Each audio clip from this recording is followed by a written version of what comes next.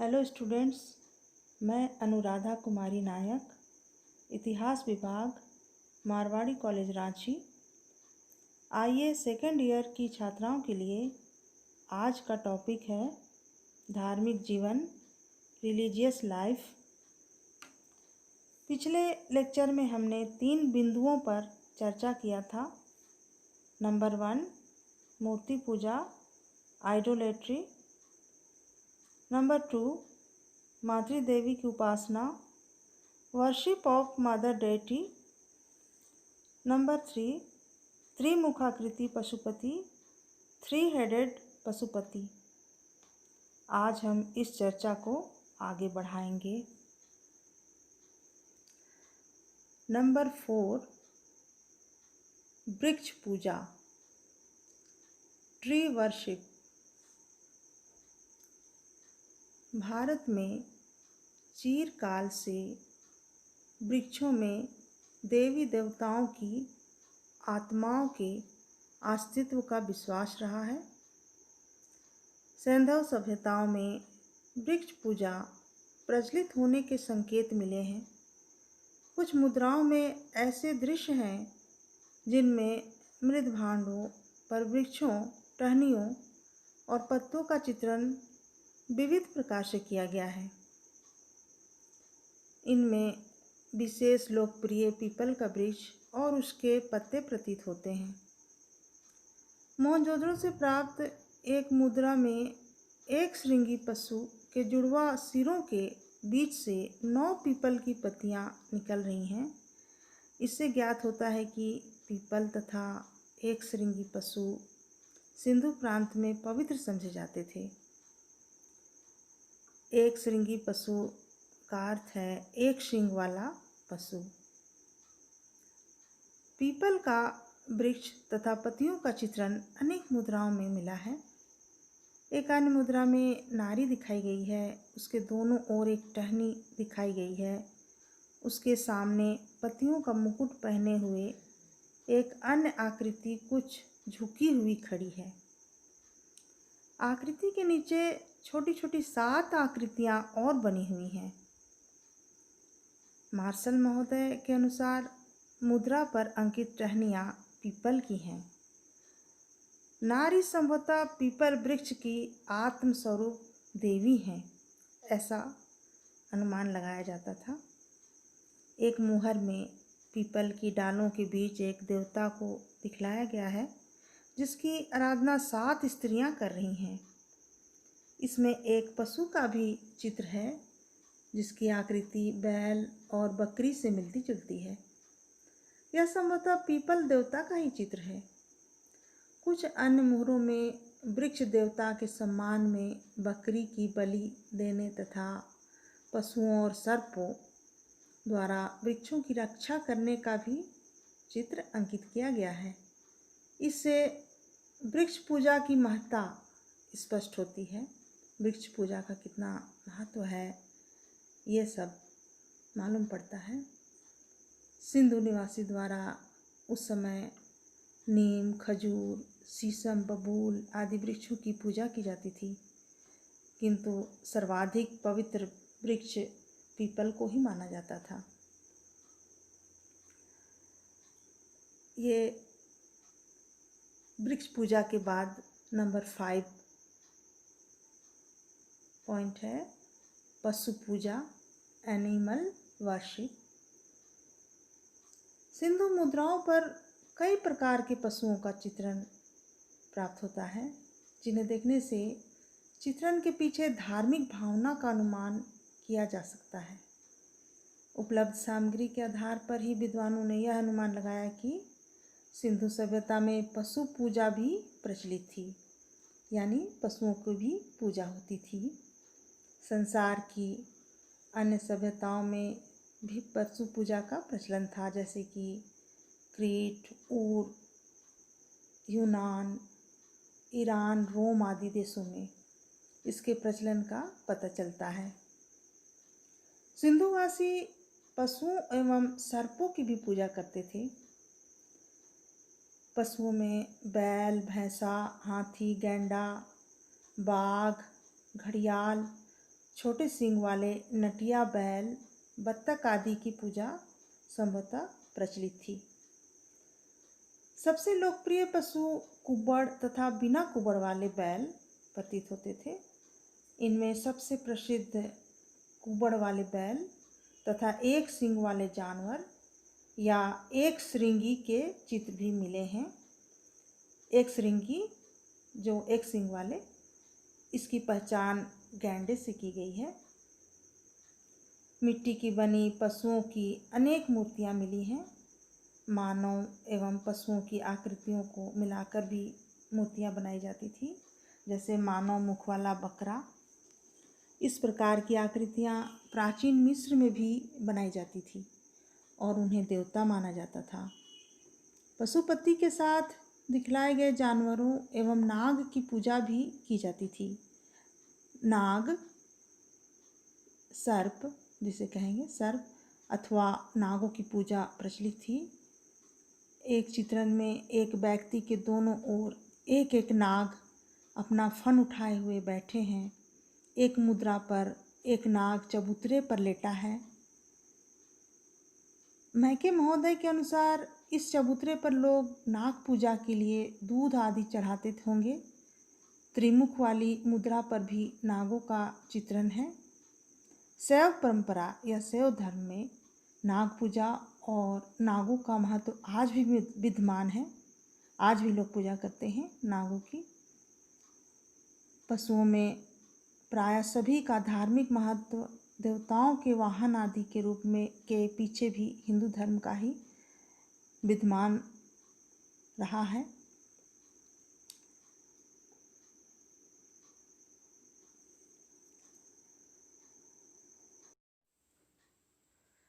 Number 6, जल का महत्व, the importance of water. Sindhu सभ्यता के धार्मिक विश्वासों में जल की पवित्रता और पूजा के संकेत मिलते हैं। पर्वतीय भारत में नदी पूजा के निश्चित उदाहरण सिंधु अवशेषों में नहीं प्राप्त होते, अतः नदी पूजा किए जाने का स्पष्ट प्रमाण उपलब्ध नहीं है। किंतु विशाल स्नान गृहों और स्नान कुंडों को देखकर इतिहासकारों का विचार है कि उस समय जल पूजा की जाती थी। विशाल स्नान कुंड को नदी देवता का प्रतीक माना जाता था। संभवतः पवित्र उत्सवों एवं शुभ मुहूर्तों पर उनमें सामूहिक स्नान करने की प्रथा थी। सिंधु मुद्राओं पर घड़ियाल का चित्रण कई बार हुआ है। प्रायः वह अपने मुंह में एक मछली पकड़े हुए हैं। संभवतः यह सिंधु नदी की पूजा का ही प्रतीक हो। सिंधु नदी की पूजा उसके निकटवर्ती प्रदेशों में पीछे भी प्रचलित रही है। मोहनजोदड़ो का विशाल स्नान कुंड का उपलब्ध होना तथा प्रत्येक बड़े मकान में कुएं बने हुए थे, जिससे प्रतीत होता है कि पूजा एवं धार्मिक अनुष्ठानों से पहले शुद्ध जल से स्नान करना आवश्यक माना जाता था। अन्यथा इतने सारे स्नान गृहों, कुओं और विशेषतः मोहनजोदड़ो के विशालकाय जल कुंड का निर्माण केवल दैनिक उपयोग के लिए मानना उपयुक्त नहीं लगता। व्हीलर महोदय के अनुसार पर्वतीय भारत से धार्मिक कार्यकलापों और अनुष्ठानों में तथा प्रतिदिन स्नान करने का महत्व संभवतः अवैदिक और अनार्य परंपरा से ही प्रचलित हुआ हो, ऐसा अनुमान लगाया जा सकता है। पॉइंट है नंबर 7, अग्नि का महत्व, द इम्पोर्टेंस ऑफ अग्नि। सिंधु सभ्यता के प्रारंभिक स्थलों की खुदाइयों में कुछ आयताकार चबूतरे मिले हैं, जिसके आधार पर यह अनुमान किया गया कि इनका उपयोग संभवतः अग्नि तथा अन्य देवताओं की पूजा के लिए यज्ञ की वेदिका के रूप में होता रहा होगा। कालीबंगा के उत्खनन में भी मिट्टी तथा कच्ची ईंटों के चबूतरों के अवशेष मिले हैं। चबूतरे एक दूसरे से गलियारों द्वारा विभाजित किए गए हैं। बाद में ईंटों की चोरी तथा अपर्याप्त प्रमाणों के कारण इन चबूतरों के ऊपर की संरचना का स्वरूप निश्चित नहीं हो सका है। तब भी उत्खननकर्ताओं ने अनुमान लगाया कि इन चबूतरों के ऊपर किसी प्रकार के अनुष्ठान होते रहे होंगे। एक चबूतरे पर एक कुआं तथा अग्नि वेदिका के रूप में पक्की ईंटों का आयताकार कुंड मिला है।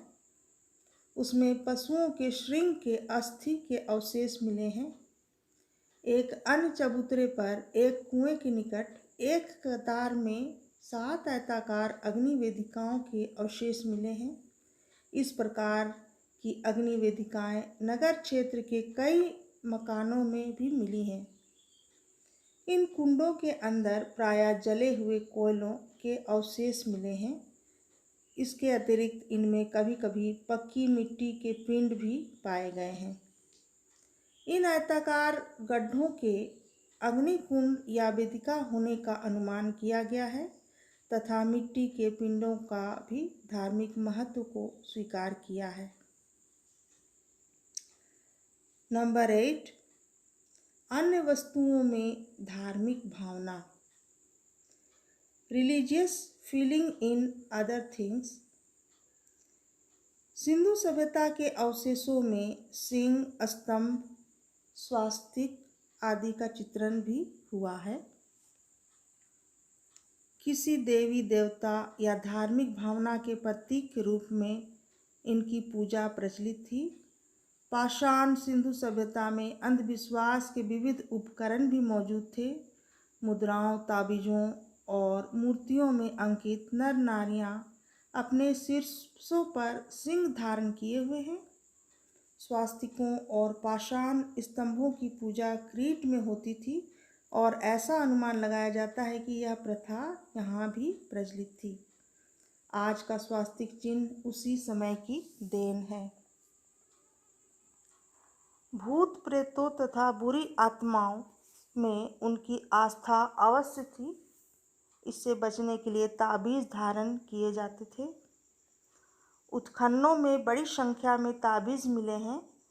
हड़प्पा एवं मोहनजोदड़ो से बड़ी संख्या में पत्थर एवं सीप के बने छोटे बड़े लिंग मिले हैं जिनकी पूजा सिंधु सभ्यता में की जाती थी। मूर्ति पूजा की पद्धति तो थी ही, परंतु मंदिर था कि नहीं, इस समय में कुछ कहना कठिन है। मंदिर और पुरोहितों का अस्तित्व नहीं था, ऐसा अनुमान लगाया गया है। सुमेर और मिस्र के विपरीत हड़प्पा सभ्यता में देवताओं के निवास के लिए मंदिर नहीं बनवाए गए। हड़प्पा सभ्यता में ऐसा कोई भवन नहीं मिला है जिससे मंदिर का बोध हो। मार्शल महोदय का अनुमान है कि वहाँ लकड़ी के मंदिर होते थे। कुछ नारी मूर्तियों के आधार पर मार्शल ने अनुमान लगाया कि ये सब मूर्तियाँ मंदिर की उपासिकाओं की हैं। नृत्य करती हुई नर्तकी मूर्ति को विद्वानों ने देवदासी ही समझते थे। पूजा में धूप दीप का भी प्रयोग होता था। धार्मिक उत्सवों पर नृत्य एवं गाने बजाने का भी प्रचलन था। हड़प्पा से एक मुद्रा प्राप्त हुई है जिस पर एक समारोह का दृश्य है। उससे मनुष्यों के झुंड के बीच एक मनुष्य ढोल बजा रहा है। कहीं कहीं बीना के भी अंकन मिले हैं। ये सारे अंकन व्यक्तिगत अथवा सामूहिक आमोद प्रमोद के भी हो सकते हैं। नंबर 9, मृतक संस्कार। Disposal of the dead. मृतक संस्कार के संबंध में भी कुछ निश्चित रूप से कहना असंभव है।